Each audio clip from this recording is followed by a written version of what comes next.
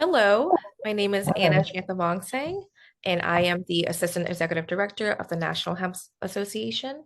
And thank you for watching our next installment of In Conversation With. Today, I have Valerie and Maresh of Hemparations. Welcome. Hi, Hi. how are you? Good, good, good. It's wonderful to talk to you two again. So for our followers, can you tell them a little bit about who is Hemparations and what's your mission? Okay, I can. Hemparations is a woman-owned LLC here in the state of New York.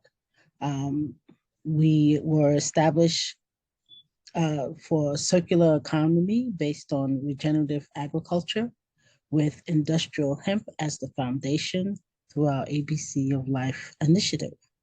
ABC of Life means agriculturally based community funded through a local food economy. Well, that's So wonderful. yeah. Yeah. And so can you define what is local? Is it a certain radius of who you work with? uh Locals, like, in terms of like regional jurisdictions in a way. So Okay. like counties and specific agricultural regions. So you have central, eastern, uh Western, western, north country, South, Southern tier. southern tier, Yeah. Long Okay. Island. Yeah. So yeah. And can you tell our audience where you're located? We are located in Syracuse, New York, in And can you, Yeah, that's the this. central region Yeah, of the this is a state. central region. Yeah. and that's We're so at the when you say cross Mhm. I'm sorry, it's at the crossroads It's of the state. So you pretty have much 81 exactly in the middle. and 90. So we're right smack dab in the middle. Okay, yeah. I'm slightly familiar with that location. And have you had anyone reach out from like the border of Pennsylvania? Not really. No, not yet. Not Not yet. yet. Okay. Okay, wonderful. Um, yeah, so yeah, your mission sounds great working with local organizations and the ag space. And Mm-hmm. I think that's quite important, especially when you're trying to develop some kind of like co-op or community. Yes. Yeah. Yeah. Yeah. So our goal is to work towards formulating a CSA and just getting others involved and providing food first and foremost Mhm. to our local region, our state, you know, um, and getting other farmers and other BIPOC farmers involved in helping to feed our people. The pandemic showed us that there was a lot of disparity amongst BIPOC people on with food and the availability of food, and so we are hoping that as we grow and grow, that we will be able to reach out not just to farmers within our region, but other farmers as well, to get them to buy into the whole idea of Hemparations and our goal and our mission. hmm And Yes. you know what you said was definitely quite important because yeah, during the pandemic, especially when a lot of children they got their meals like from school. Mm-hmm. So when they had to start, school at home, it was definitely difficult. And there were some, districts that offered, drive in Yeah. and Yeah. picking up food, but it's definitely important to have local and seasonal food accessible. Yes. Um, So I was retired. I'm retired now, but during that time I was not retired. So I would me and my classroom staff, we would we would deliver food to our children's homes from the school. Every school did things differently, but in our school, for those who could, did. And so we would make sure that we picked up food for all the children in our classroom and Yeah, made that's sure that they incredible. got it. Yeah, So it was I'm a sure big, they love that hand delivery and, yeah. to even see like the teachers or anyone that they would normally see in the classroom. Right, Right. right. And given that opportunity, you had a chance to speak with the parents. You had a chance to speak with whoever was caring for the children at the time. But just to get a sense of what what they wanted, what they needed, if there were other situations that you could help with, if you could take word back to the school for maybe the social worker or the Hmm. psychologist. You just were that in between for the school Yeah, and the you were home. just like a liaison, Yes, pretty much. And yes, that's wonderful that your district offered that, because it's different everywhere. And I just even know with transportation alone, it's just difficult. And if yeah, yeah, if families lacked accessible transportation, they also lack accessible or access to yes, foods. right, Well, that's right. great. So can you tell me a little bit about so what research found in regards to the disparities with BIPOC and agriculture and first generation farmers? Well, some of the discrepancies that we've learned about was that there aren't enough BIPOC farmers. Somehow, um, we found out we found out that in New York State there were Yes, so yes, please tell us about what what you found out through how there wasn't enough BIPOC farmers. okay. Well, we found out that there weren't enough BIPOC farmers in the state, but we also found out that um, as we move into this space, Hemparations plans to use industrial hemp as the foundation to grow hemp, grow food, better life. Uh, You know, yeah, healthy food, healthy people. healthy. Absolutely, yeah. And that's like, the bottom line. And you would think it'd be that simple, but it's not. It's not. Um, Yeah. and then it's like when you go, and research and you kind of like are in a rabbit hole. I mean, I feel like the clear answer is to just, go locally. Right. And talk to your farmers. And if you want to learn about, how they raise their crops or even, their animals, you can. Um, so I know that a lot of the farmers around here, or just farmers in general, they're pretty like transparent with their practices. Yeah, Mm-hmm. they are. So, They're pretty friendly too. Yeah. yeah, Yeah. Yeah. absolutely. Yeah. Absolutely. And I don't think um just us as a consumer having access to, big box grocery stores is that, we take farmers for granted. Yeah. Um, and I'm sure it was a nationwide thing where there was, there wasn't a surplus of eggs and everyone's like, oh my gosh, and the price of eggs went up. And it's like you like think about it, you go back and you're like, you go back to the farm, and think about, oh my goodness, what happened between the farm and the supply chain. And I think when we do have those issues, that's when consumers go like, you know what, I'm just going to go direct to the farmer, the one Mm-hmm. Yeah. that raises chickens and sells eggs, or go to the butcher, or Right. the local farmers market. Um, so yeah, that's one thing that I believe that we should eat local and talk to our local farmers and get involved community wise.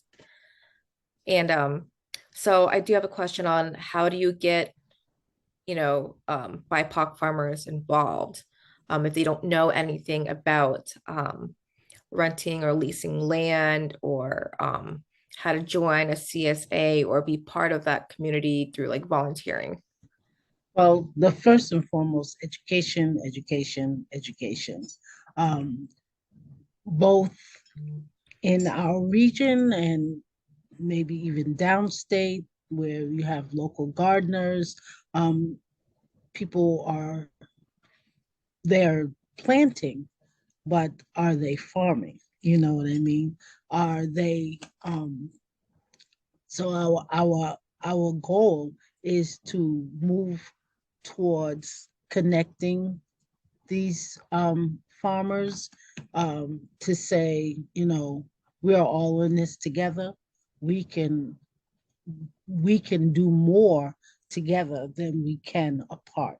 You know what I'm saying? Right. So Mhm. in doing that, you can find out, like, for people downstate, what are some of the things they prefer to have? People mid-state, what do they prefer? People west, people east, So different regions want different things. And then there are things that everybody wants. And so Hemparations hopes to be that catalyst of making those connections, Mhm. building those relationships, and moving in a direction that is not far from what everyone else wants. You know what I'm saying? So, Right. Yeah. I know that a lot of farmers in my area is corn and soy, which I feel like is nationwide. Um, yeah, and of course, farmers are going to grow what brings them the most profit. And corn has a lot of byproducts they can make from it too. And I feel like farmers would want to grow hemp if it wasn't for the obstacles they have to go through in order to right. grow. Well, and I truly believe in time that will pan its way out, especially for industrial hemp. Hmm. It'll pan its way out, and then you will start to see the momentum take take charge, and hopefully, you'll see more people, more BIPOC people into this space of growing hemp, industrial hemp, and getting getting the needs met of everyone. Yeah, Hmm. No, I yeah. definitely understand that. And um, Erica Stark, the executive director, Morgan Elliott of IND Hemp, and Courtney Moran of Ag Hemp Solutions, they're pioneering new legislation for the 2023 Farm Bill called the um, Yes, Branded Fiber Hemp Exemption. And that's exactly what it is to reduce costs for farmers and risk as well by having farmers not go through a background check right, and right, and the fees. So right. it's something that I think everyone should truly support because it is about the farmers. It is And about the you farmers. and if we want 100%. to grow this industry, we have to lessen the obstacles for farmers who want to grow hemp. And also our processors as well. Yes, and we Yeah. definitely need more processors online um, if they would want to grow for industrial hemp um, Because I mean, or fiber. Mhm. we are processors. We are hemp processors, industrial hemp processors. And so our our goal is to not just provide education for the farmer, education towards workforce, but also provide a space where they can bring their bulk mass to for processing, you know, So for hemp. Hemperation is so you guys are a processor. We are Yeah. processors. Okay. Yes. And you're processing for fiber hemp Fiber or and grain? Fiber. Fiber and grain. fiber and grain. Yeah. Yes. Okay. But Okay. primarily fiber, but Hmm. fiber and grain. Yeah. And it's operational, or are you guys going Not through the process? not as Mm, yet. mm. Not Okay. as yet. We are still in the We're works. still in the research and development. Yes. Okay. And So we're during And um sorry, and we're also working with Calvin Fry from the National Hemp Association, and getting things going here in New York State. Yeah. So what have you, during your journey of being, hemp fiber processors, what have you learned so far? Well, we've learned that it takes time, It um, maybe some capital, right? and a lot of capital, Capital, yeah. a lot of capital. Um, but it also has taught us that we we have to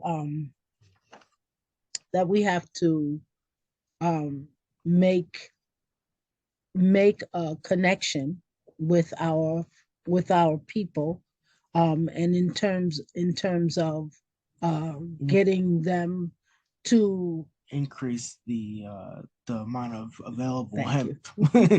to Right. actually process. Exactly, 'Cause, yeah. they went from 30,000 yield down to 30,000 acres of yield to 30 acres of yield this year from Hmm. the year prior to Yes. previous year, Yes. 2022 versus 2021. Hmm. Hmm. Oh, And wow. so, I mean, you can't Yeah. run an industry off of 30 30 acres acres of No, absolutely hemp. not.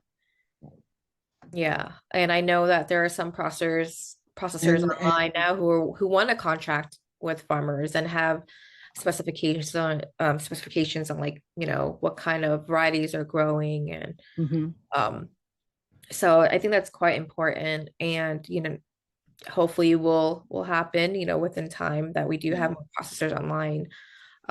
In PA, I don't believe processors have to register with the state. You know how others are like looking for hemp farmers. Like, you can find hemp farmers on a public registry mhm, in PA, but processors it's very difficult. So you have to do a lot of networking. Be like, oh, there's a processor in New York or a processor in New Jersey, but there's no directory, no, which is really hard no, for farmers to want to contract with processors and vice versa. yeah, So I think that's something that maybe states should work on, or a private company that wants to create a directory like that. yeah, And so yeah, I definitely understand. I know there are there are federal grants that support first generation and historically, disadvantaged farmers, or who want to farm. And I encourage those to look through these grants and see if they're applicable, and to apply, mhm, Well, because it's difficult to you know find a place to start, and finding money to start, because that's what it comes down to. You can find the perfect land and the people, but it's like, don't have the money. So I that's would true. encourage, look for right, grants and funding, uh, right, or just volunteering with communities or organizations that are already established, just to get yes, some background education knowledge yes, on um, on soil, on irrigation, native plants, what works for your region, what doesn't, pollination, mhm, and all those good stuff all of that, All that of ag all has that. of to offer. yes, yes. And then, can you tell us a little bit about how you're working with the youth? Well, act- actually, I started working with youth a while back, from when he was a little guy. Hmm. Um, and we worked with a local organization right here in Syracuse called help me, Is it Beyond Boundaries? Jubilee Homes. Jubilee Homes, Yes. um, Youth Farm Stand Project. Oh my goodness, I can't believe it. And with them, I worked as managing managing a youth manager, and so with that, I worked for them for a few years, and with them, we had children had the students go through. Um, they had to go through summer training. They went through, all kind of people It was like sales training, sales and we was training. learning about the different vegetables Thank you. and uh Oh, okay. yeah, and then So they're because like little you gotta salesmen. learn, right, so you gotta learn about the product to Hmm. in order to sell, and Right. then in process of learning about that, we also learned about farming and all those quotes and all of it. Yeah, And so while he never went through I the didn't. program I heard about it. because Yeah. he was I was much too young at the I time, was not I that young. had my one of my older sons went through the program. And Lashem, I don't know if you met Lashem before, but Lashem also went through the program. And so with that, they did they did some farming, and now 25 years later, they are still in business. They still have youth farm stands around the city in the summertime. Uh, they have their own garden, which is a really big space, that they produce a lot of Inventory. their like zucchini and Hmm. collards, and just some supplement a lot of the things that they would have bought in the past. Right. We would have gone to the market to buy. They are now able to grow on their own. So we're hopeful that in the future that they'll be able to have a farm, and to be able to do even more with that. Yeah. Right. Yeah. And how did that program impact Lashem when he was younger? Oh, well, it impact him and his brother, Hmm. um, Abdiel. They Abdiel to this day, even Lashem, they're both salespeople. Yeah. That is their line of work. They learned a lot of their immediate training from that program, and they are looking forward to being able to get back to that. Um, mhm. So yeah. Yeah, to make So it the full circle. That's wonderful. yeah, it is. It is. It's making full circle. That's how they make their living. And I have met some of the kids later on, who are now adults and have children of their own, Mhm. who are saying, that was the best thing that they had happened to them. And we're hoping maybe one day to be able to reach out to some of those youth and find out, what are you doing? Mhm. Let's think about this, so yeah. Maresh, was there like a mentor or teacher or a program that like impacted you when you were in Uh, your younger years and now that might be relevant in today's work? yeah, I took a lot of computer classes when I was younger, Hmm. and so that kind of brought me into my line of work as a software engineer.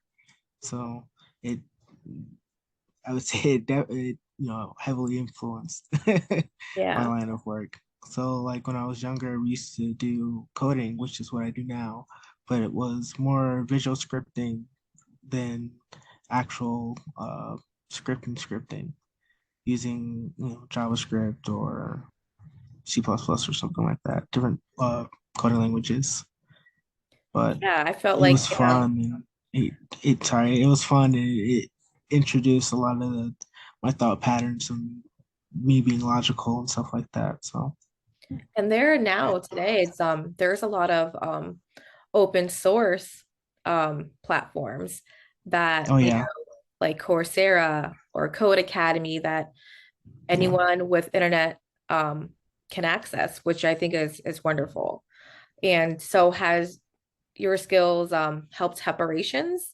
Do you take care of the website or Uh, right now I don't take care of the right website, no, but I'm more on the lines with the R&D work. Mhm. I like to figure out why things are happening, and I generally like to see how things develop in other things from Seed to sale. seed to sale, Yeah. seed to Hmm. sale, So it's like because the critical, the you know, critical skills. parts, the outline, Yeah. and I leave the nitty gritty to people that are more specialized in that Mhm. regard. Yeah. Yeah. Yeah, and I feel like, being a software engineer, you're gonna have to pay attention to those technical details, because any kind of symbol will screw up your code and something is unable to work. So I'm sure Right. So your being able your to whole identify, right. you're So like being able to identify that is just is right. is usually the hardest part of it, because the fix is 90% of the time it's very Yep. simple. And I feel like you can also bring that over to agriculture, because of, Yes. freshwater scarcity, or, how do we fix Yep. our soil to become healthy again? Um, Right.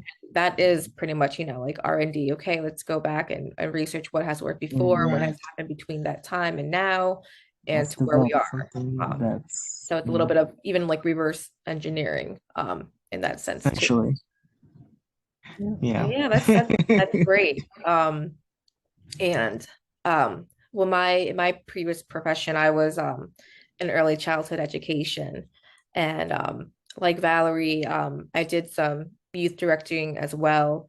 Uh, and I want to say a few years ago, I was a like creative director for Mhm.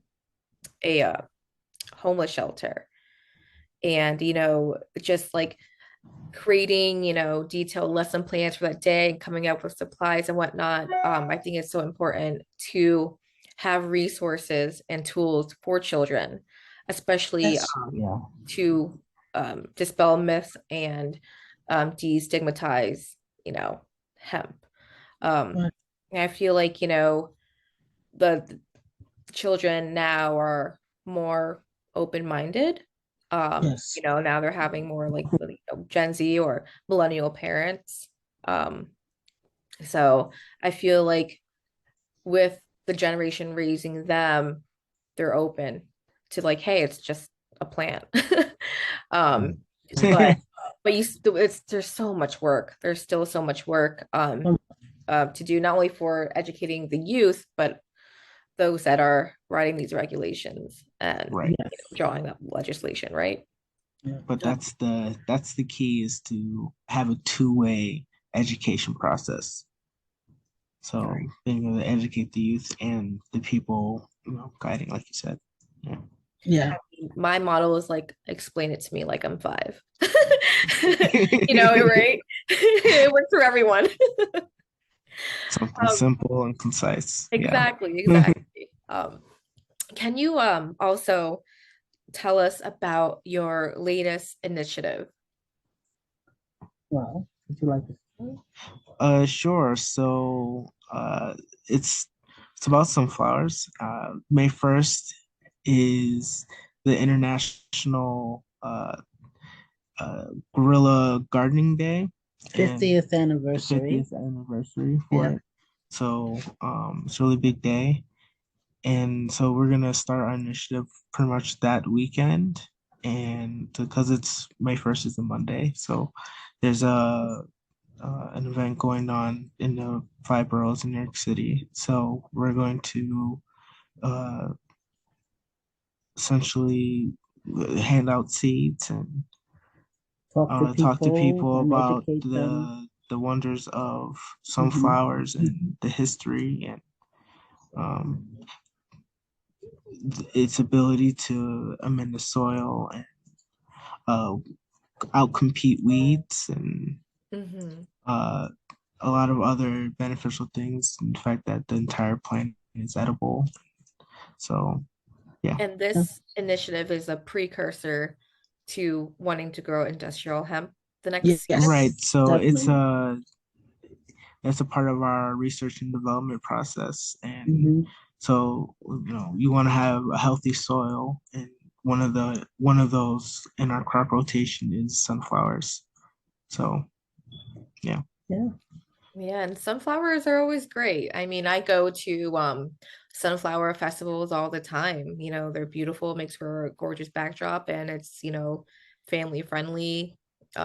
Depending on what kind of variety you grow, you can, also eat the seeds. Have you ever wondered what happens to all of that sunflower when it's all dried up and no more? That's that's a lot of biomass.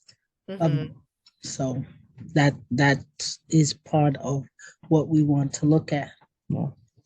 Yeah, and I definitely want to learn more about how people are using sunflower too. I've seen people actually grill the whole head of the sunflower and eat that as well.